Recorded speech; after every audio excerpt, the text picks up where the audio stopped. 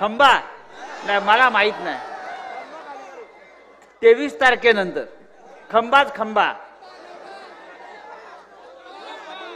23 तारखेनंतर हा टपरीवाला परत टपरीवरच जाणार आहे.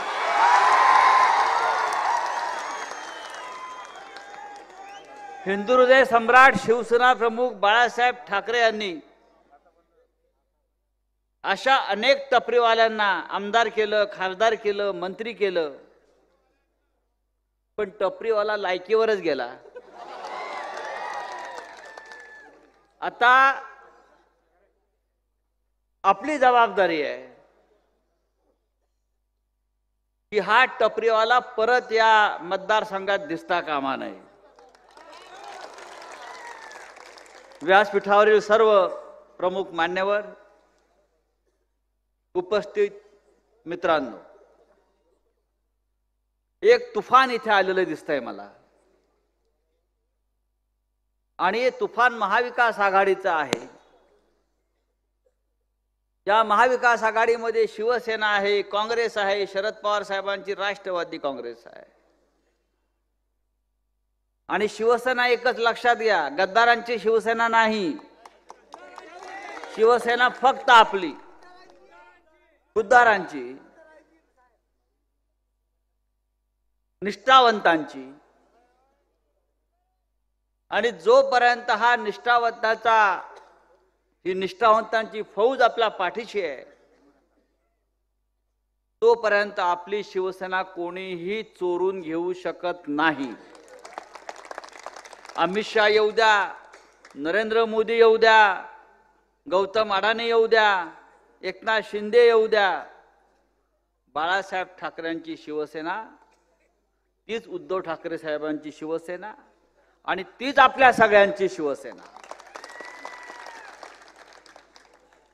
ज्या मतदारसंघातून आपण गुलाब आप्पा, आपले देवकर आप्पा यांना उमेदवार केलेला आहे. आता अनेकांना प्रश्न पडला, जागा शिवसेनेची 20-25 वर्ष आपण इथे लढतो आहोत, जिंकतो आहोत, मग ही जागा आपण पवार साहेबांकडे किंवा तुतारीला कशी काय सोडली, असा अनेकांना प्रश्न पडतो.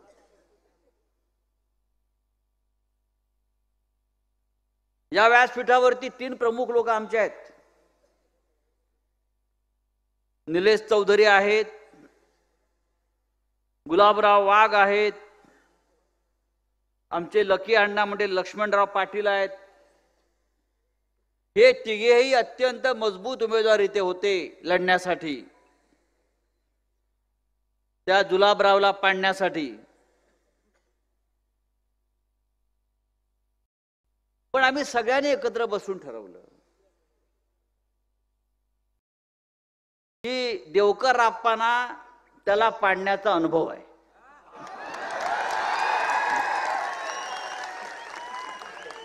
देवकर आप्पा ज्याच्याबरोबर एक कुस्ती खेळली ती त्याला जमीन पाठीला त्याच्या माती लावलेली आहे.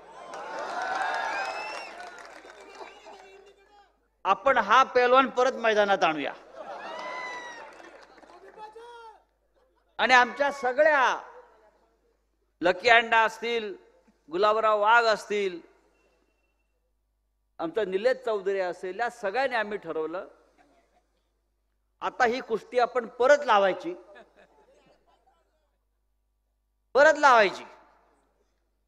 आणि मला खात्री आहे आमचा देवकर आप्पा जे आहेत ते मेडल, ऑलिम्पिक गोल्ड मेडल,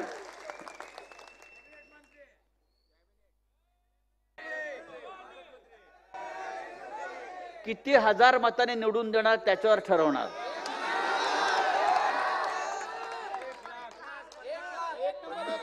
किती हजार मतांनी निवडून देणार त्याच्यावर ठरणार.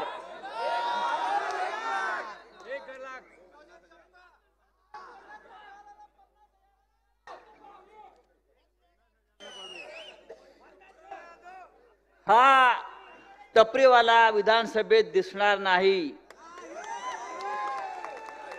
अजिबात नाही. हे काय हा मतदारसंघ काय तू विकत घेतलेला नाहीयेस. ही सगळी बाळासाहेब ठाकरेंची पुण्याई आहे, म्हणून तो 20, 22, 25 वर्ष इथे टिकलास. मला आश्चर्य वाटलं की हा पाणी खात्याचा मंत्री आहे आणि गावात 20-20 दिवस पाणी येत नाही. ज्या खात्याचा मी मंत्री आहे, अरे त्या खात्याशी तरी इमान राखून आपल्या गावामध्ये पाणी द्या लोकांना. तुला संध्याकाळी पाणी टाकायला मिळतं, बिस्लरी.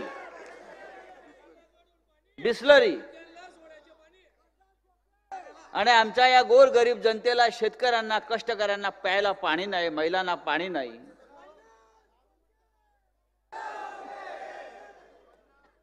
मी याची गंमत तुम्हाला सांगतो. हा निष्ठेच्या फार मोठ्या मोठ्या गप्पा मारत होता. म्हणजे माझ्यासारखा निष्ठावान कोणी नाही, मीच. म्हणजे शिवाजी पार्कला आम्ही त्याला भाषण करायला द्यायचो दसऱ्या मेळाव्यात, आणि अशा हुशारका मारायच्या निष्ठेच्या की बा छाती ठोकून ठोकून सांगायचं मी किती निष्ठावान आहे. आमच्यासारख्या टपरीवाल्यांना बाळासाहेब ठाकरेंनी, शिवसेनेनं कसं मोठं केलं. पण जेव्हा हा एकनाथ शिंदे पक्ष फोडत होता, हे गद्दार 50-50 खोक्याला विकले जात होते, तेव्हा वर्षा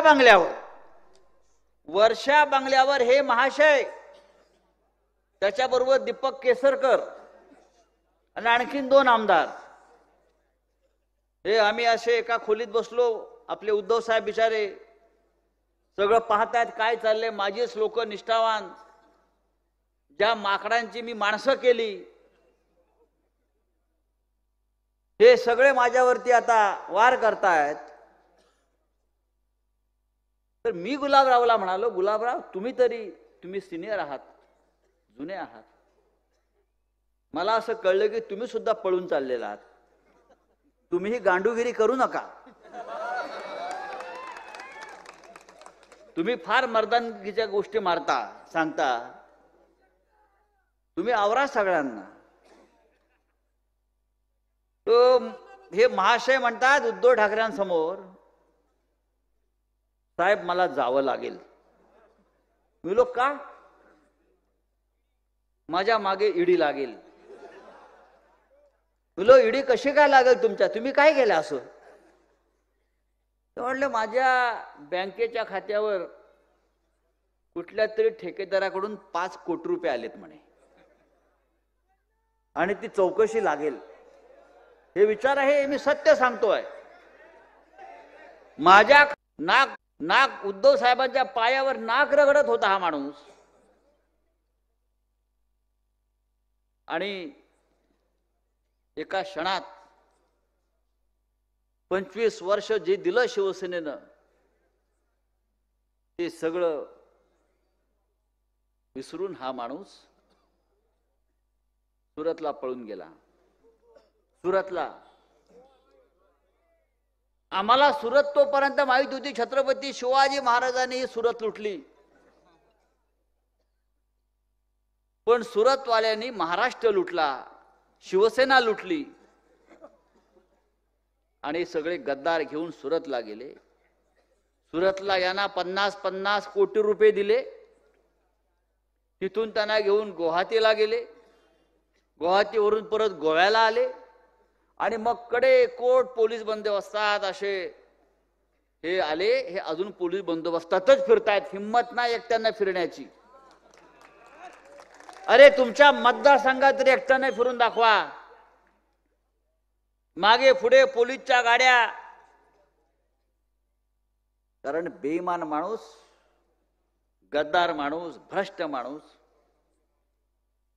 हा तुमच्या नजरेला नजर देऊन फिरू शकत नाही, बोलू शकत नाही.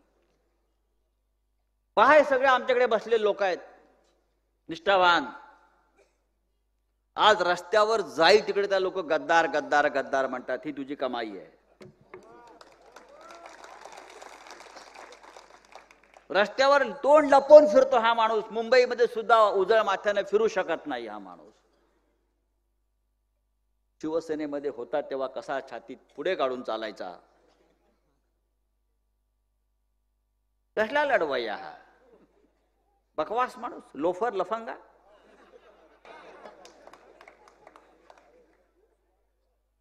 हे 40 लोक गद्दार. आपण जे सांगितलं मगाशी गुलाबराव,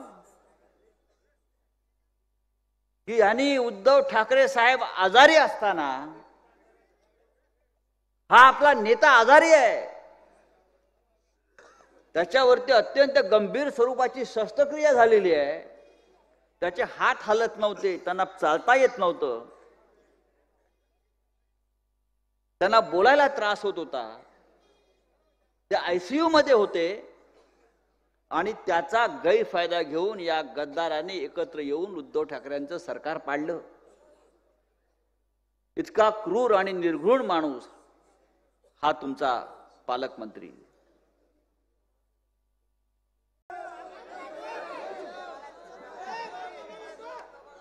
नाही, मी मतदारसंघाविषयी म्हणतो आहे. काय काय चाललंय या मतदारसंघात? नाही, खरं आहे, इतके वर्ष मंत्री आहे, पालकमंत्री आहे, खरोखर एक तरी उद्योग आणायला पाहिजे होता ना, एखादा पाण्याचा प्रकल्प आणायला पाहिजे होता. इतर जिल्ह्यामध्ये जाऊन बघा. पण त्या बदल्यात त्यांनी काय आणलंय? पाण्याच्या टपऱ्यावरती सट्टा आणला, दारूचे बार आणले स्वतःसाठी, वाईन शॉप आणले, एक पिढी बर्बाद केली, नशेमध्ये बर्बाद केली.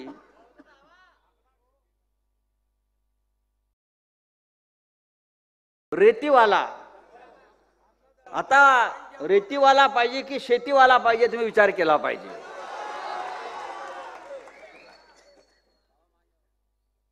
हा वाळू चोर, रेती चोर कशा करता आपण यांना मतदान करायचं? हा महाराष्ट्र लुटला जातोय या चोरांमुळे. हे आपलं महाराष्ट्र राज्य, छत्रपती शिवाजी महाराजांचं महाराष्ट्र राज्य, डॉक्टर बाबासाहेब आंबेडकरांचा हा महाराष्ट्र, आज या महाराष्ट्राची अवस्था, मराठी माणसाची अवस्था या गद्दारांमुळे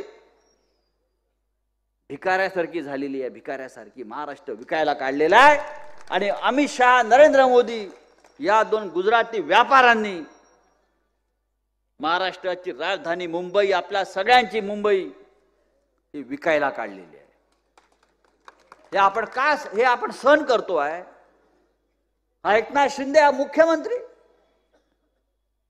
यांनी महाराष्ट्राचं दिल्लीच्या वाटेवरचं पायपुसणं करून टाकलेलं आहे. कधी बघा, उठला की गेला दिल्लीला, उठला की गेला दिल्लीला. कशा करता?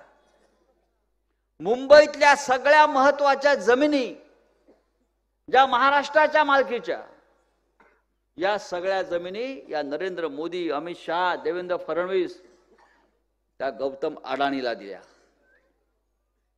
मुंबईतली मिठागरं, आतापर्यंत मिठागरांना कोणी हात लावला नव्हता, ही सगळी मिठागरं अडाणीला देऊन टाकली. मुंबईचे सगळे जकात नाके, मुंबईतल्या सगळ्या डेऱ्या, मदर डेअरी सारखी मोठी डेअरी, महानंदा डेअरी,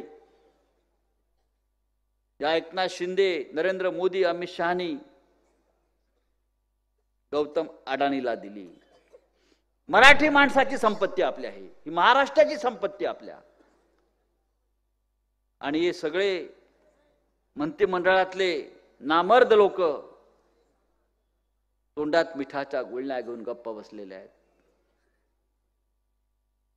हा महाराष्ट्र आपला राहिलेला नाही, हा महाराष्ट्र आपला राहणार नाही. ही लढाई महाराष्ट्राची आहे. ही लढाई फक्त देवकराप्पाची नाही आहे, ही लढाई फक्त उद्धव ठाकरेंची नाही आहे, ही लढाई फक्त शरद पवार साहेबांची नाही आहे. ही लढाई आपल्या महाराष्ट्राची आहे, महाराष्ट्राच्या स्वाभिमानाची आहे, मराठी माणसाच्या स्वाभिमानाची आहे. या निवडणुकीमध्ये देवकर आप्पा उभे नाही आहेत एकटे, आपला महाराष्ट्र उभा आहे निवडणुकीमध्ये. लक्षात घ्या, आपला महाराष्ट्र उभा आहे.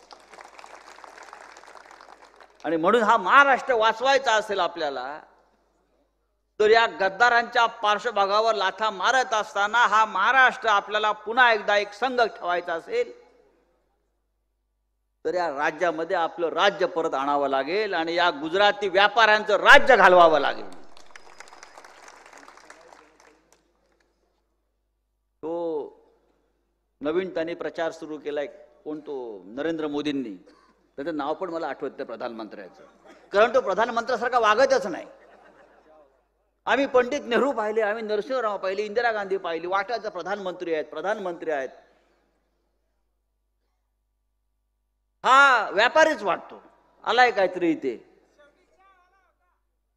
नाही, ते चहा विकला हे पण खोटं आहे, त्यांनी काहीच विकलं नाही, तो फक्त देश विकतोय. त्यांनी एक नवीन सुरू केलाय जाहिरात, विकासावर नाही बोलत, एक है तो सेफ है. अरे तू काय आम्हाला सेफ ठेवणार, तुझ्यापासूनच आम्हाला धोका आहे. या महाराष्ट्राला धोका तुझ्यापासून आहे नरेंद्र मोदी, अमित शहा. तू आम्हाला काय सेफ ठेवणार. मी त्याला म्हणतो, बाबा तू महाराष्ट्रात कमी आहे, तू जेवढा कमी येशील तेवढे आम्ही सेफ राहू. हा सेफ ठेवणार आम्हाला. तो एक योगी आदित्यनाथ आला मुंबईत की त्याच्या इथे पोस्टर लागलेले आहेत, बटेंगे तो कटेंगे. आम्हाला अक्कल शिकवते, बटेंगे तो कटेंगे. महाराष्ट्र नहीं बटेंगा भाई, चिंता मत करो. तुम लोग कटने वाले 30 तारीख के बाद, 23 तारीख के बाद तुम कटेंगे और तुम्हारी फटेंगे. अरे आम्हाला सांगतो बटेंगे तो कटेंगे. हा योगी आदित्यनाथ, मी सांगतो सगळ्यांना, मला त्याच्याविषयी सगळ्यात जास्त माहिती आहे. याला 4 भाऊ आहेत. या योगीला 4 भाऊ आहेत. 40 वर्षामध्ये 4 भाऊ एकमेकांना भेटले नाहीत. 40 वर्ष 4 भाऊ एकमेकांना भेटलेले नाहीत. आणि हा म्हणतो आम्हाला बटेंगे तो कटेंगे, स्वतः बटलेले आहात. हा नरेंद्र मोदी आपल्या आईला 35 वर्षांनी भेटला. पंतप्रधान झाल्यावर, प्रधानमंत्री झाल्यावर नरेंद्र मोदी आपल्या आईला 35 वर्षांनी भेटला. 35 वर्ष आपल्या आईला भेटला नव्हता आणि भेटायला गेला तर कॅमेरे घेऊन गेला. पाहिलं ना, रोज आईला भेटला की कॅमेरे. आम्ही आमच्या आईला भेटत नाही काय, कॅमेरे घेऊन भेटतो काय. आज मी माझ्या आईला भेटणार आहे, चला सगळे कॅमेरेवाल्यानं, चला चला चला. तुम्ही तुमच्या आईला भेटत नाही का. बायकोला भेटा दी. हे आम्हाला सांगतायत एक है तो सेफ आहे. तुम्ही आधी एक आहात का. 23 तारखेनंतर एकनाथ शिंदे, अजित पवार, फडणवीस एक राहणार आहेत का. नाही राहणार. एकनाथ शिंदे मुख्यमंत्री राहत नाही हे लिहून ठेवा तुम्ही. उसका खेळ खतम हो गया. या राज्याचं नेतृत्व 23 तारखेनंतर फक्त माननीय उद्धव ठाकरे साहेबच करणार.